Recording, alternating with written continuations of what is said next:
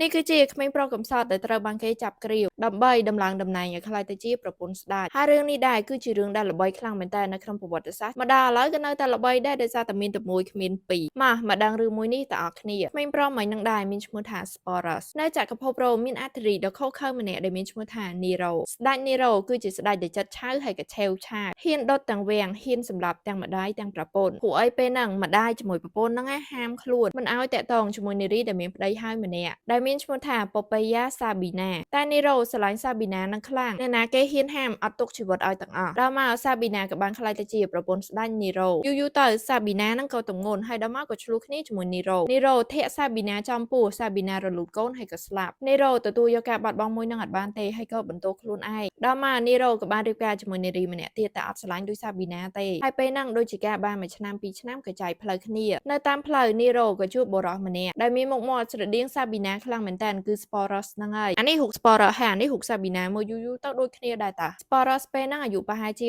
16-17ឆ្នាំវណ្ណៈ Sporus គឺជាទាសករ Nero ឃើញ Sporus នឹកឃើញដល់ Sabina ក៏បានបញ្ជាឲ្យគេគ្រាវ Sporus ហើយក៏ចាត់ Sporus ធ្វើជាប្រពន្ធពេលហ្នឹង Nero ចេញបញ្ជាប្រកាសទៀតថាណាគេក៏ដោយឲ្យទៅតុបតែង Sporus ឲ្យក្លាយទៅជា Sabina បាននិងទទួលបានលុយជាច្រើនហើយគេក៏បានចាប់តុបតែង Sporus ឲ្យដូច Sabina ពាក់ទាំងសក់ហើយពាក់ទាំងកៅអៅ Sabina ទៀតដល់មក Sporus ក៏បានរៀបការជាមួយនឹង Nero ក្លាយទៅជារាជិនីនៅក្បែរ Nero រយៈពេលដែលនៅជាមួយ Nero និង Sporus អត់មានរត់អត់មានប្រកែកអីទេនិយាយទៅ Sporus ធ្វើតាម Nero គ្រប់បែបយ៉ាងហើយ Nero ហៅ Sporus ថា Sabina ទៀតសម្រាប់អ្នកឆ្ងល់មិន Sporus អត់រត់ចឹងចម្លើយនោះគឺដោយសារតែ Sporus វណ្ណៈដើមគឺជាទាស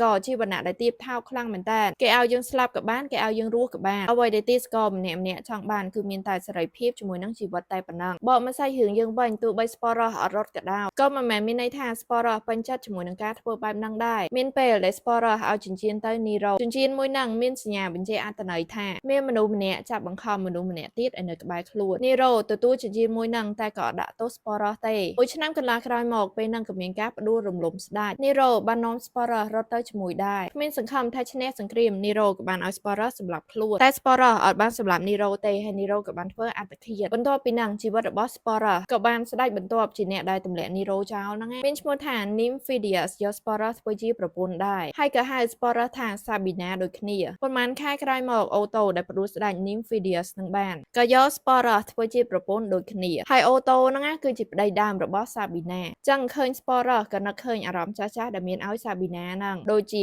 3ខែក្រោយមក Otto ក៏ត្រូវបានគេផ្ដួលរំលំស្ដេចបន្ទាប់គឺ Vitellius អត់បានយក Sporus ធ្វើជាប្រពន្ធទេតែចង់បំបាក់មុខស្ដេចផ្សេងៗដែលធ្លាប់យក Sporus ធ្វើជាប្រពន្ធដោយឲ្យ Sporus ឈរនៅកណ្ដាល Stadium ហើយនិយាយប្រមាថស្ដេចមុនអីចឹងទៅ Sporus ដឹងរឿងមួយហ្នឹងហើយក៏ទទួលយករឿងអស់ហ្នឹងលែងបានទៀតហើយ Sporus ក៏បានសម្លាប់ខ្លួនដើម្បីគេចពីការអាម៉ាស់មួយហ្នឹងសរុបសេចក្ដីមក Sporus ញ៉ាំកម្មដោយសារតែមុខដូច Sabina ចុះអ្នកនរគ្នាវិញគិតចឹងដែរអត់កុំភ្លេច comment នៅខាងក្រោម